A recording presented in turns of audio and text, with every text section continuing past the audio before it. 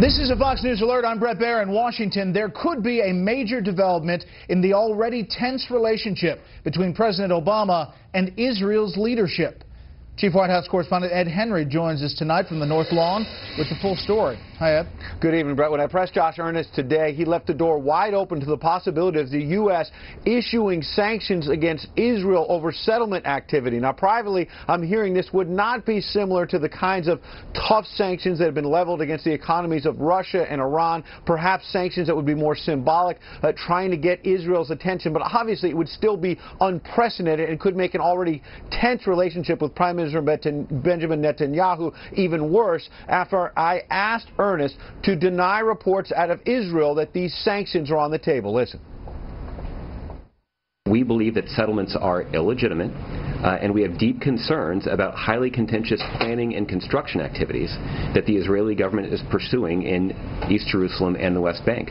Now, Ernest would not deny the sanctions are on the table. He added that none of this is affecting the U.S. support for Israel's defense. But Republican Senator Kelly Ayotte called this whole idea absurd, adding, quote, protecting the national security interests of the United States requires strategic and moral clarity and an ability to distinguish between friends and adversaries. We should not confuse Israel, our closest and most reliable ally in the Mideast, with an adversary that needs to be pressured or coerced. All of this coming, this tension, just hours after the president tried to steady his national security team.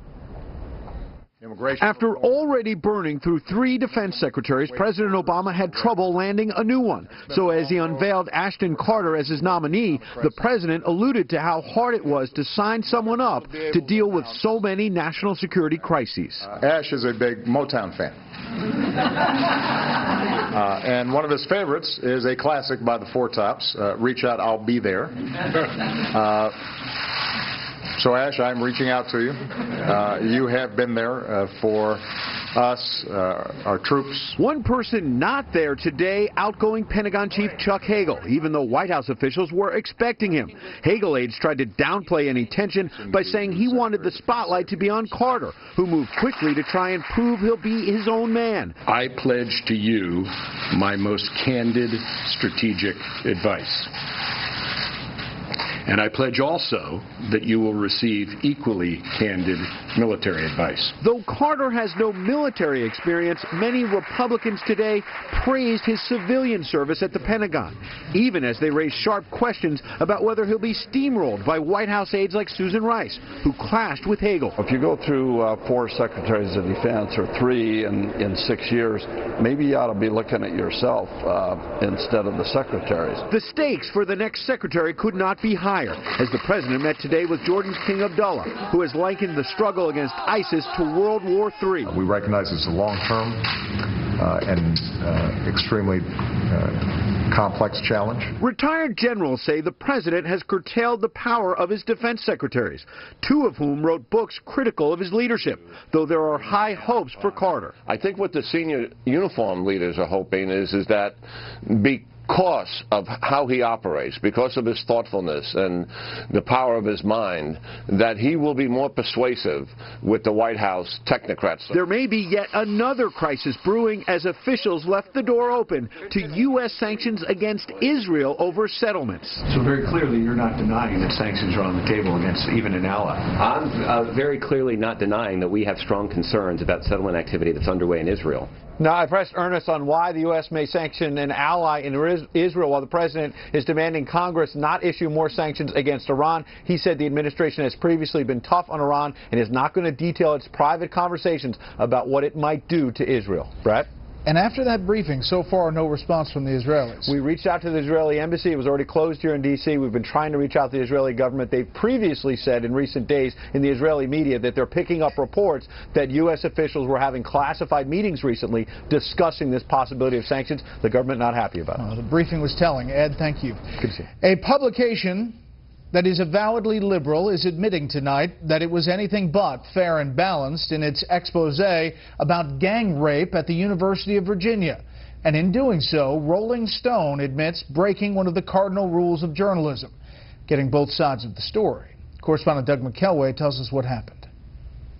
The statement from Rolling Stone reads in part, quote, "In the face of new information, there now appears to be discrepancies in Jackie's account, and we have come to the conclusion that our trust in her was misplaced. We were trying to be sensitive to the unfair shame and humiliation many women feel after a sexual assault, and now regret the decision to not contact the alleged assaulters to get their account." Rolling Stone's expose, authored by Sabrina Rubin Erdely, alleges that an 18-year-old University of Virginia freshman they called Jackie was gang raped at a 2012 Phi Kappa Psi fraternity party.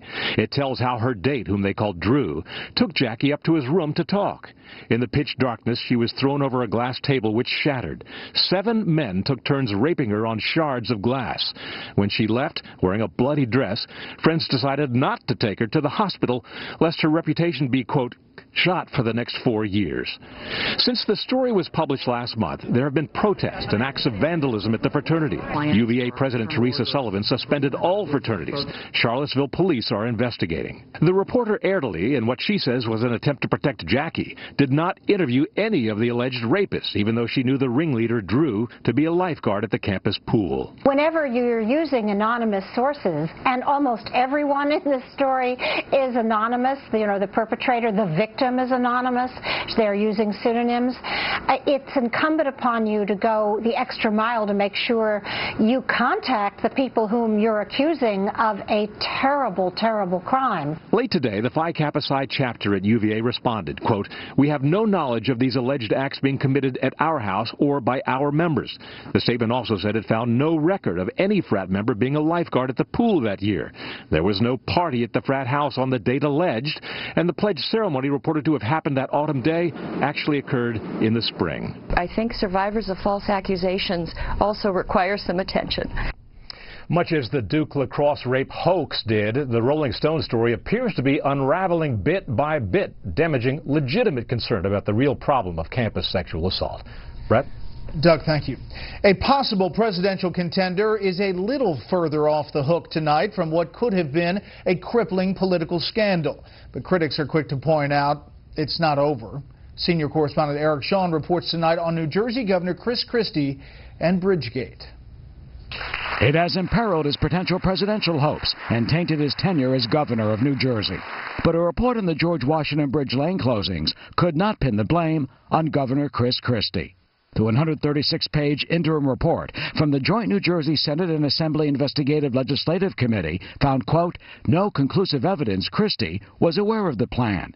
Quote, the committee is not in a position currently to conclude what Governor Christie himself knew about the lane closures or when and how his knowledge of these events developed. Democratic Assemblyman John Wisniewski, co-chair of the committee, would not say if the findings exonerate the governor. That we don't have enough information because we've not been able to interview everybody about what the governor did or didn't know, or about what the governor did or didn't authorize. I had no knowledge of this, of the planning, the execution, or anything about it. Christie has always denied he knew of the scheme, ordered by close aide Bridget Ann Kelly, who wrote the now infamous email, "Time for some traffic problems in Fort Lee." But the investigators raised questions about the reactions of some of Christie's top officials, including his current chief of staff, Regina Agia. They want to know more about her texts to and from the governor during the committee's testimony last December. Text, it says, both she and Christie deleted. But Republican committee member, Assemblyman John Brannick, says the findings clear Christie. So far, a year has gone by, and the Democrats haven't found any evidence whatsoever, and they say that in this report, anything that Chris Christie did wrong at the time these lanes were closed. I don't know how much more money you want to spend to prove that he did nothing. The report is not the final word on the controversy. While legislators vow to press on, the U.S. Attorney's Office is continuing its federal investigation. But there is no word on when that will wrap up. Brett? We'll follow it. Eric, thank you. The woman who most believe will be the next Democratic nominee is calling for America to ease up a bit on the people who want to destroy it. Former Secretary of State Hillary Clinton continues her speaking tour and has again said something raising eyebrows.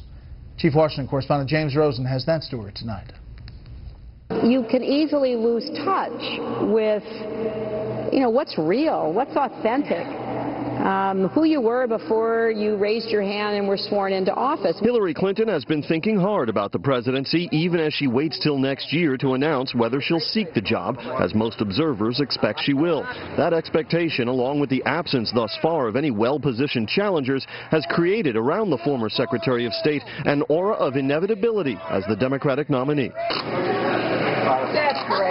The steamroller effect is helping Clinton lock down contributors and campaign staff, but inevitability also generates some unwelcome side effects, such as creating, in a party that has grown increasingly liberal, a hunger for a candidate less hawkish and less chummy with Wall Street and Walmart. Inevitability is both a blessing and arguably a curse. Voters at this point are looking for change, what President Obama called a new car feel.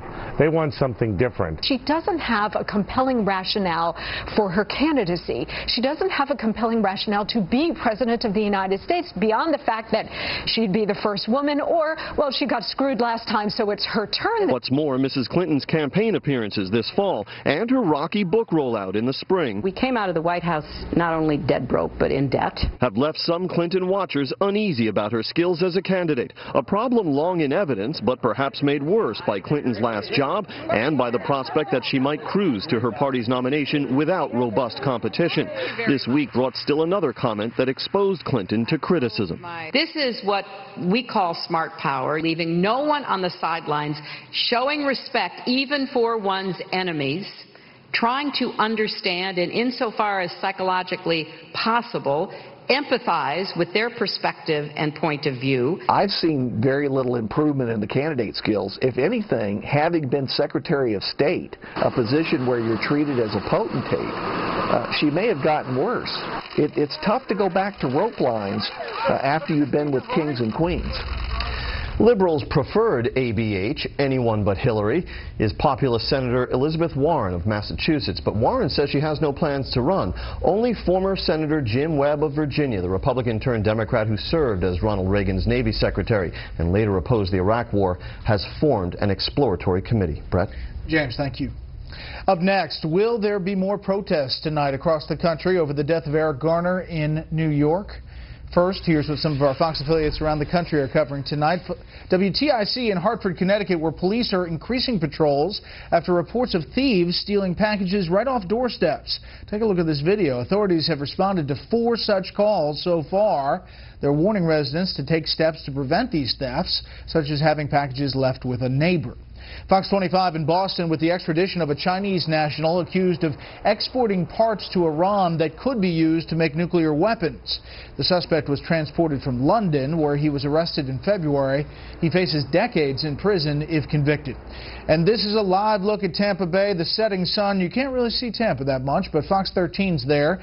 The big story there tonight, an homage to Satan on display in Florida's State House this holiday season. An angel falling into hell with the message, "Happy Holidays" from the Satanic Temple, has been approved to sit alongside traditional religious and secular decorations. That's tonight's live look outside the Beltway. From Special Report, we'll be right back.